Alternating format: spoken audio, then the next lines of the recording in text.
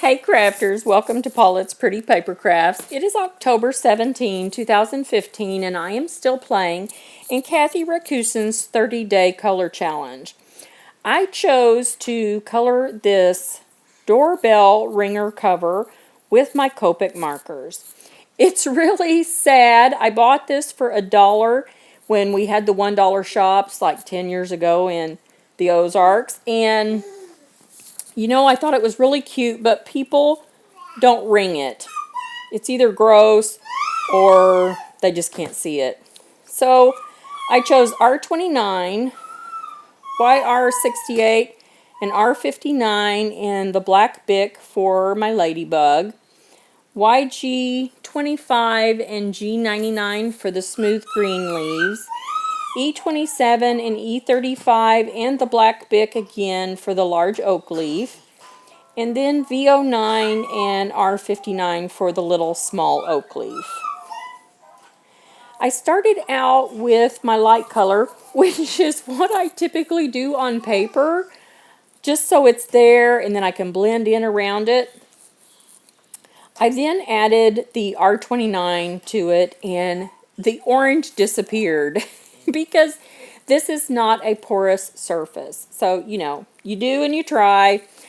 I then added some of the R59 for some shading, and it got really kind of funky. So I ended up having to go back and add some more red, and then it seemed better. I went ahead and added the black to the head and the legs, and it was really difficult to color on these curved images with the Bics compared to the Copics. I also added the green to the smooth leaves, and really ended up having to go back and fill in because they're still very sparse. And then I took the dark brown and colored in the veining of that large oak leaf. Can you see the squirrel on the right hand handle of this wheelbarrow? He was munching on acorns the whole time, and I was straddling a little bench with the Katy Crow on it up against the wall trying to color this. There's no telling what the neighbors thought. So I took that light brown and started to fill in the oak leaf. And at this point, I started feeling pretty good about my project because it was really coming together.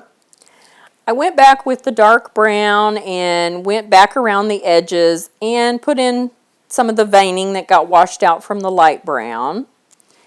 But this still felt like it was lacking something, so I ended up touching just around a few of the edges with that black Bic marker just to make that large oak leaf pop.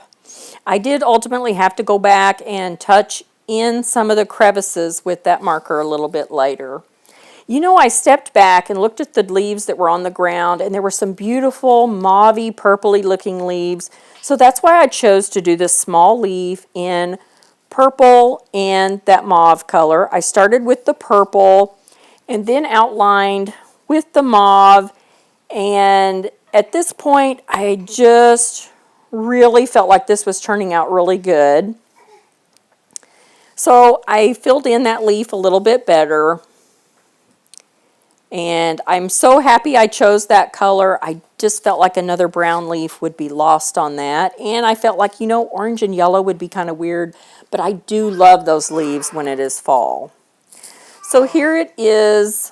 Most of the coloring is done. I still have that little dot of ink below the big leaf that I need to touch up. I did create a new button with 3 punches of vellum in a 5/8 inch circle. I colored the center one yellow and sandwiched it between the 2 natural vellum colored ones with glossy accents, and then glued the whole thing on with some E6000. I did add some of that light brown to the neck of the ladybug, and that really finished him out really well. I clear coated the whole thing with some clear spray paint, and here it is side by side with my lovely wreath, and I really love the way it turned out. Here's an overall view, and you can see how well it stands out now as soon as you walk up there. So I think people will see it. The button's not gross anymore, and they'll be happy to use it. There's a close-up of the Katy Crow made in the likeness of my daughter when she was about this size. And these are her clothes as well. And just another close-up I probably should have touched up the outer edges of that whole bisque piece, but I didn't know what to do on it, so I just left it.